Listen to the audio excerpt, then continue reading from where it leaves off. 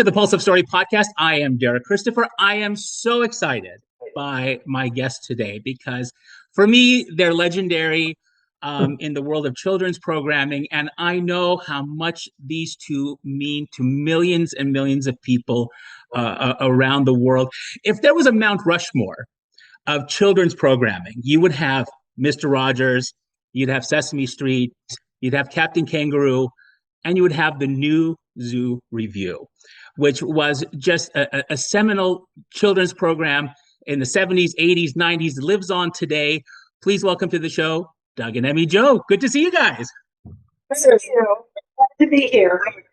So I'm so excited that we talked briefly before we started. I'm so excited to have you guys here because I think, and I know that I've seen people that when they comment on your Facebook page, and I've seen videos and whatnot about how much you guys have meant to people. But I want to go back a little bit to when you guys started. So, you know what I was surprised actually was Emmy Jo that you graduated from the American Academy of Dramatic Arts. I mean, that's amazing. Yes, I did actually, and I spent 3 years up there. I loved my time at the American Academy. It was just wonderful. Can I brag on her? She got the Helen Hayes Award for Best Actress.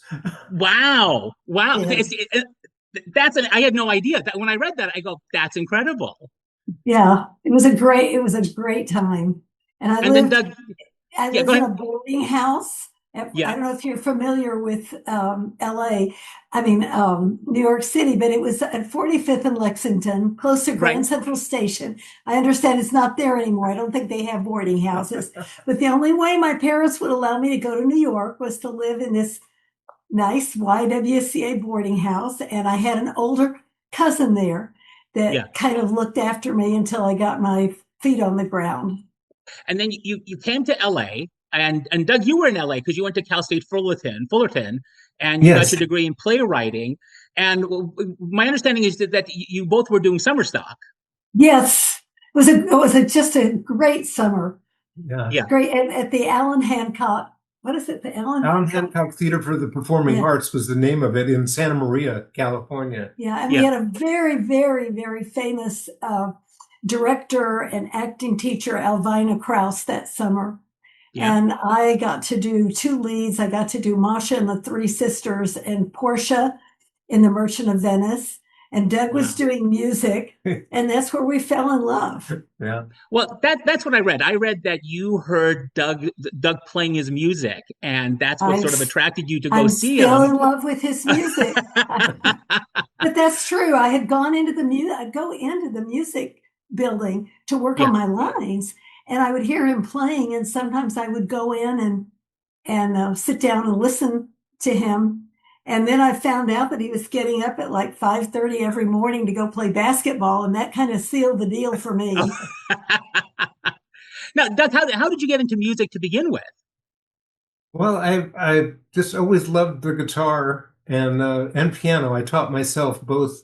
And when the Beatles came on the scene, that really kind of inspired me to learn and pick it up. And he had his own rock band. I did. Yes, he did. What was the rock band called? The Days in Between. And his sister, this was really cool because his sister was a soloist in his band. Yeah, she was, and we had minimal success, probably not any success, but it was so much fun. We really, in the Swing Auditorium in San Bernardino, we were the opening act for CTA, Chicago Transit Authority, at the time. But, it was short-lived, but I just loved it. And that's, I wanted to be a rock and roll guy, I was just going to say, so you were studying playwriting, but you had the music. So did you want to be a rock star? Was that the initial idea? I did. But I also, on the other hand, I wanted to write musical comedies for Broadway. And so it was all kind of this ambition to do musicals. And I wrote several of them. Some were performed at Cal State Fullerton. And so it just was a natural thing. When I was asked to create a kids show, I thought, well, let's do a musical. He wrote a wonderful musical called Oh, What a Night, that was based on a play by, was it Moliere? Yeah. Yeah, was it the French playwright. Hotel Paradiso? Yeah, was that a lot of his plays actually. No, it was just wonderful. Well, so that's why I'm so curious about. So in the show, so your mom worked at a toy store, from what I understand. Yeah. And the woman of the who owned the store, Barbara Atlas, she had this frog named Freddie, and she wanted to create a television show based on that stuffed animal. And your mom said, "Oh, I know the perfect guy that could do this for you." That's right. And plus, she already admired Doug's work because he was creating needlepoint designs for her to sell in the store. Yeah. So really, it was amazing. She said, "Well, my only requirement is you use this frog," and it didn't have a name, didn't have personality. It's just a little frog. It was just a beanbag. So I went home and created this whole environment, with and at the time Charlie was not an owl; he was a giraffe. And so, but the set limitations, an owl made more sense. And also he could be the foil for all of us, And also originally his name was not Doug, but Xenophony Zoo. Yeah. Oh. I'm glad that got changed. I like that. I was going to say that would have changed things a little bit, I think. So you sit down, you're still in college at this point, right? Yeah. So you sit down, you're in college. How do you come up with this? How do you create that whole story world? Well, I thought I've got to have a theme song. And so the first thing I did was write the lyrics of what I thought kids would like. And then I came up with, it's the new Zoo Revue coming right at you. And it just kind of happened. It came out. And I sketched out the characters and the set. And I went into Barbara and said, "What do you think?" She said, "I really like this." So she had the contacts to get us an audition, a live audition with Mattel Toys in Hawthorne, California. So we played all the characters, hence the name New Zoo Revue. We were a review with changing hats. And Emmy, you played... I don't remember. You played Charlie and yourself. Yeah. And I played Henrietta, Freddie, and myself. And we were singing and auditioning for them and hoping we'd get a big response, but there was just crickets. I mean, they didn't respond at all. And we just thought, well, that was fun. That's all I remember about that audition, really, was the fact that it was an empty theater, except there was a row of people, and they didn't respond. And I didn't really expect them to, because I'd been through a lot of auditions, and they don't respond usually. Yeah. But we were hopeful. Yeah. But lo and behold, they did like it. And we were, they were building the set, and we were going ahead with the pilot. Meanwhile, Emmy Jo and I got married. Well, so that's what I'm wondering. So you go to Mattel, which is a toy company. How does that become a television show? Well, at the time, I don't know, the FCC was getting on advertisers for being a little too commercialized, selling stuff in their show that was not really helpful to kids, but it was selling product. So the FCC is saying, hey, you got to have some programming that meets our standards here. And so we were happy to have the right show at the right time with the concept of, I don't know if they knew that it was going to catch on or not, but they took a chance. And I'm so thankful for that. So when you do this audition and you get no response and it's crickets, how does that change from getting the deal then? Well, like I said, we didn't know what the response was, but in the back room, they were saying, okay, we're going to go with these guys. Wow. So, before we knew it, we were, Sid and Marty Croft were constructing our costumes. People were constructing the set that I designed.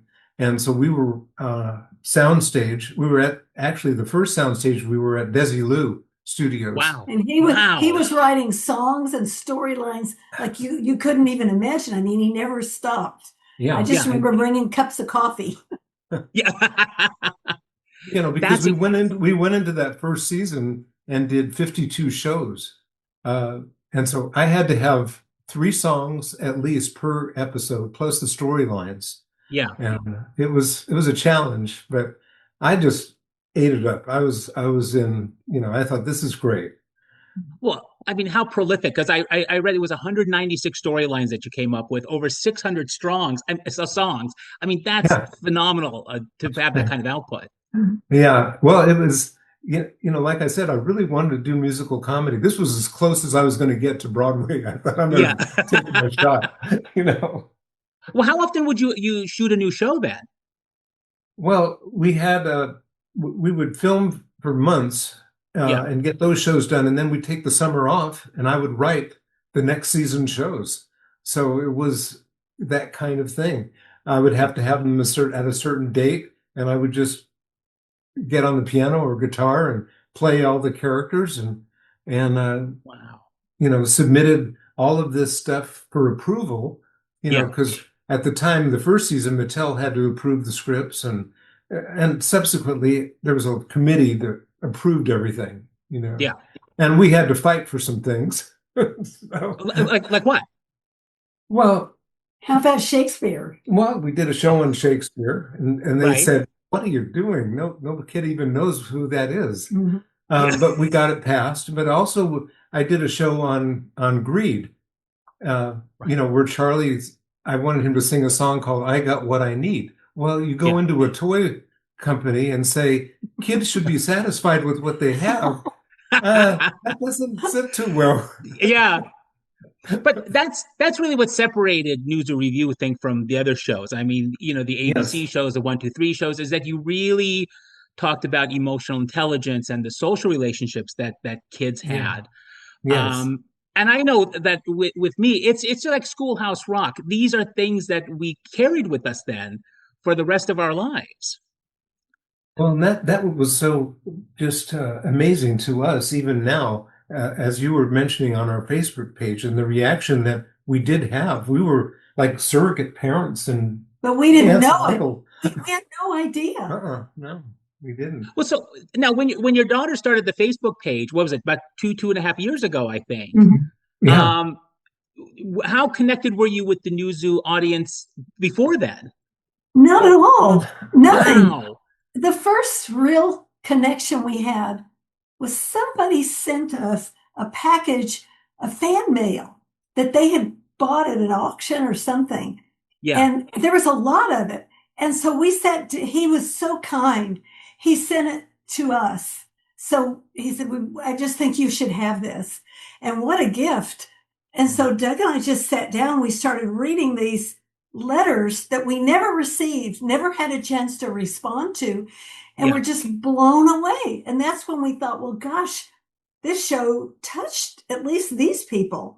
And then when Joanna, our daughter, thought we should do this Facebook page, that's when it all just kind of exploded. And then we did the first Comic-Con in San Diego. Yeah. And we began to realize the relationship that we have with people like you that grew up on the show. Yeah. And I was just thrilled that it had an impact like that. Because, when you're doing it, when you're writing, you don't know how it's going to be received or what's going to happen. But we knew when we were invited back to the White House twice that something was happening. People liked the show. But then we went in, not hiding, but I went into a whole different direction, started my own production company. Mm-hmm. We had a family, and for almost 40, 50 years, we didn't even look at New Zoo. That's so amazing. It was something in the past that we did. Yeah. And Joanna has been a tremendous ambassador for you guys. I mean, just, the emails back and forth, she's so sweet. She's so kind. She obviously loves you guys to death. And I think the fact that she brought this back to life, and you can tell how much she just loves seeing the love that you guys are getting.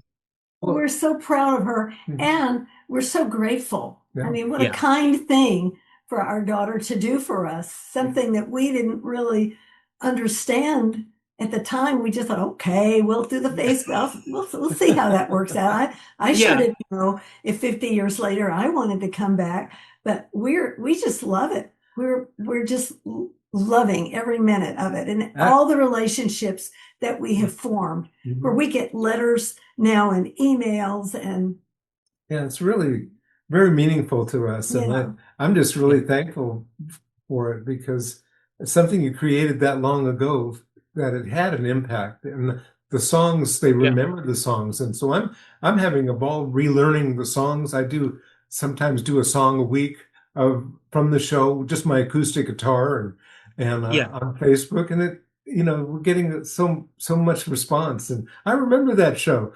and people say, well, you know what? I became a biologist because of Charlie. I became, and it's true, right? Yeah. I mean, it's just amazing.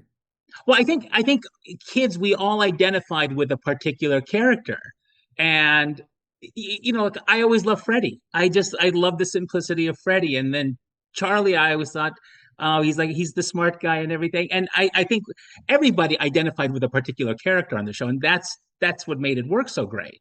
Mm-hmm. It was because it was like a musical comedy. It was character driven.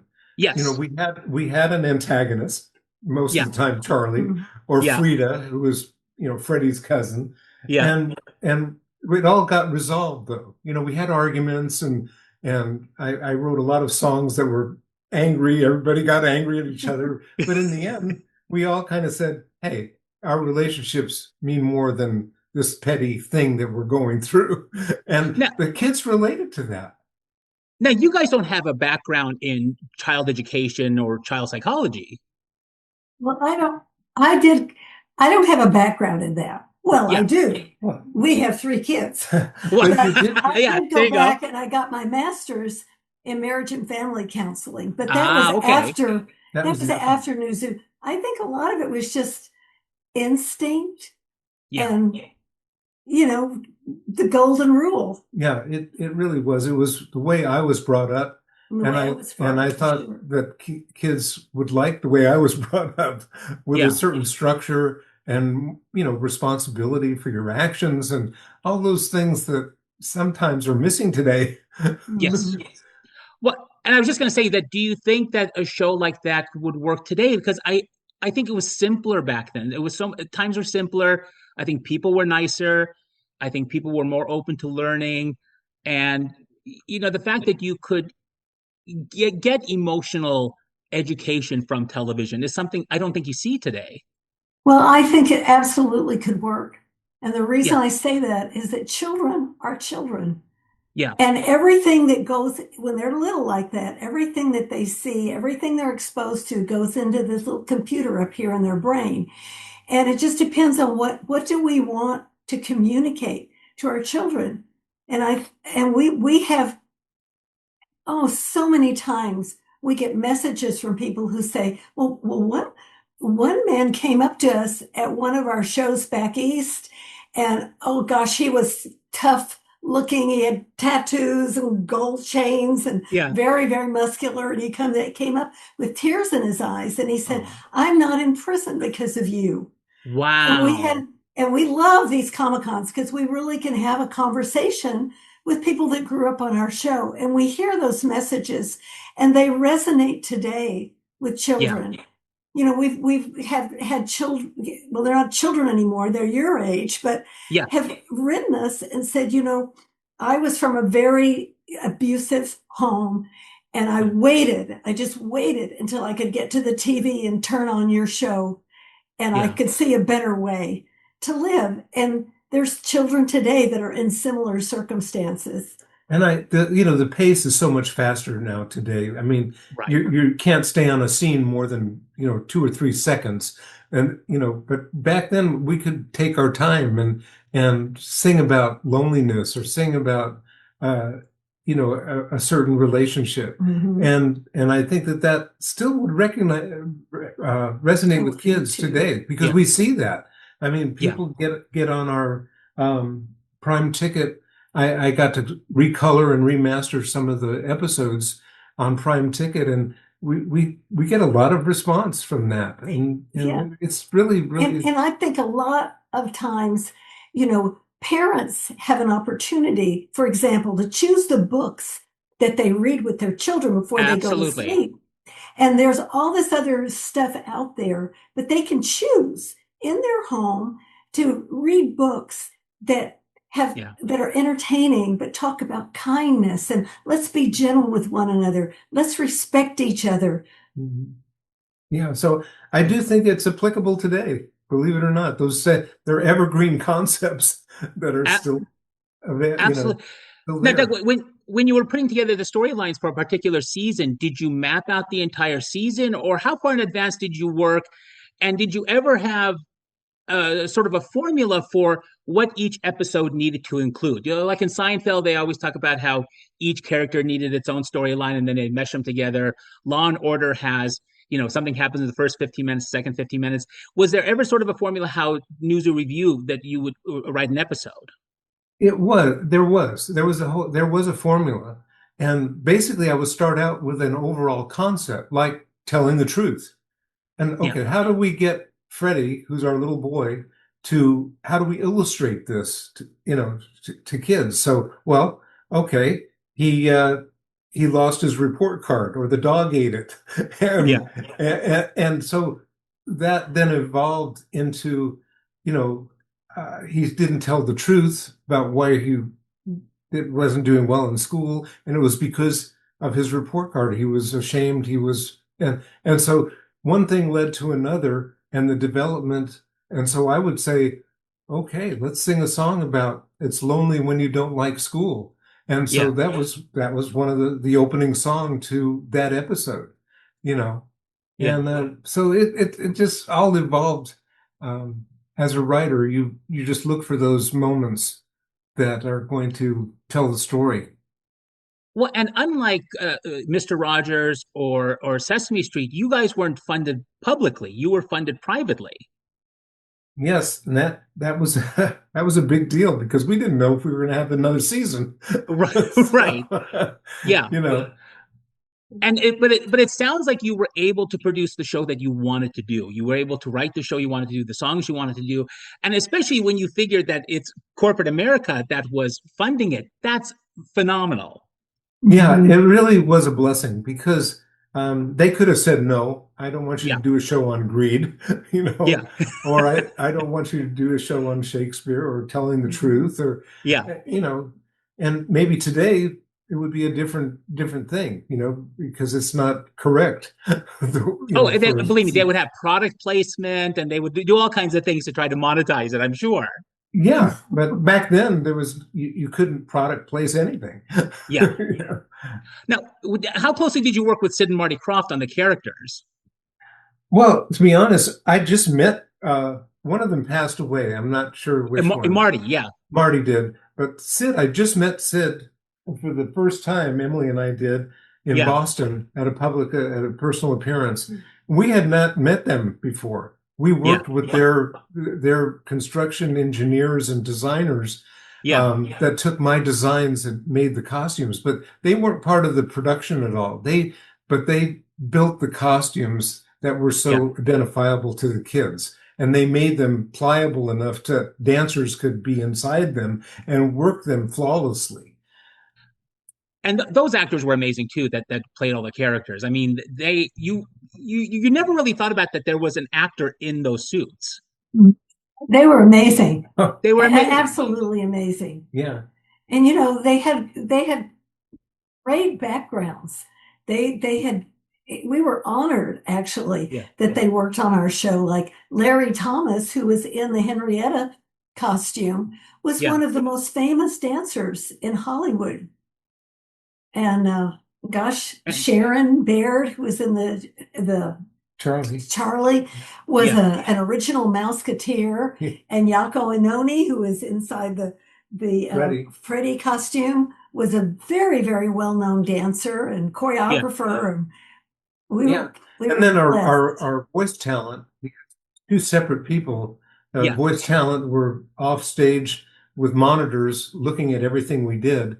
And it was totally synced at the same time. It was all live. Wow. We had no way of resyncing like they do now, because it was all live. That's amazing. 3 camera shoot, cut live. And so, you messed up. We hardly ever did a retake because these guys were so professional. And, we would record a whole album, pre-record the music on Friday for next week's shows. So 12 songs would be recorded on Friday. And then those songs, each show had like 3 songs, and they would play those songs back to the soundstage on rehearsal day. And everybody would rehearse lip syncing, and then the audio people had to crossfade the pre-recorded music with the live dialogue that was coming up right after the song. So it was like, had to work like clockwork. That's amazing. It did. It's funny, a couple years ago, Marty Krofft, my wife and I were having breakfast in Encino at this restaurant, and we see this older gentleman sitting at the table across from us, and he's by himself, and he's trying to chat with people. And I told my wife, I said, I'm going to buy his breakfast, because I just felt that he was by himself. So I called the waiter over. I said, do me a favor. Can you please buy this gentleman's breakfast? I said, don't tell him it's us, though. So what does the waiter do? He immediately goes over and says, oh, these guys want to buy your breakfast. And so he turns around and he goes, why'd you do that? And I said, oh, it's Saturday. We just want to do something nice. He said, did you feel sorry for me? And I said, no. And he gets up and he comes over to the table. He says, I would have preferred cash. I'm laughing. I go, who is this nut? And he goes, I bet you grew up on some of the shows I produced. Sigmund and the Sea Monsters. It was Marty Krofft. Oh my gosh. Story.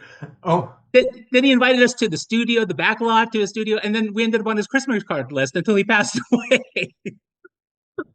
And all because you reached out in kindness. All because that was it. Which that alone could have been an episode of Zoo Revue. Yes, it would have been. Now. Have you had anybody approach you about doing a reboot? Well, we definitely would want to do that, and we've been approached, and we actually did a little. A friend of mine did an animated version of the theme song that is really pretty cute, and it captured the whole thing. But it's just hard to reboot the show. You'd have to recast it. And However, Doug has 3 new concepts that he's working on right now. Yeah, they're pretty exciting. Yeah. But even after the show, Doug, you were very active as a writer and producer. Yes. With my company, we did a lot of commercials and videos for companies in Las Vegas and really across the U.S. Yeah. And was it it wasn't children's programming, though? No, it wasn't. It was insurance company commercials, and and anything you name it, we did it. Yeah. Well, that's great. Well, I'm so excited to meet you guys in person at the show in Burbank. Like I said, I can't thank you guys enough for the education, the love, everything that you guys did through Zoo Revue when I was younger. And I know if my mom was alive, she would be just like, oh my God, you talked to Doug and Emmy Jo. Well, we can't wait to meet you. Yes. It'll be a pleasure and an honor. And thank you so much. Thank you so much for actually coming on the podcast. I really appreciate it. I hope everybody learned some stuff too. And, we wait to see what you guys do coming up. Thank you. It's great. We'll see you in January. Yes. All right, guys. Take care. Thank you again for the Pulse of Story podcast. I'm Derek Christopher, and we'll see you next time. Bye. La la la la la la la la la la. It's the new Zoo Revue coming right at you, where 3 delightful animals have fun with what they do. They learn with their friend Doug, and I'm his helper, Emmy Jo. With Freddie, Charlie, Henrietta, we have fun learning what we don't know. Delicate and feminine is Henrietta Hippo. Very wise and very smart is Charlie the Owl. Not so smart with lots of heart is Freddie the Frog. It's quite an unusual thing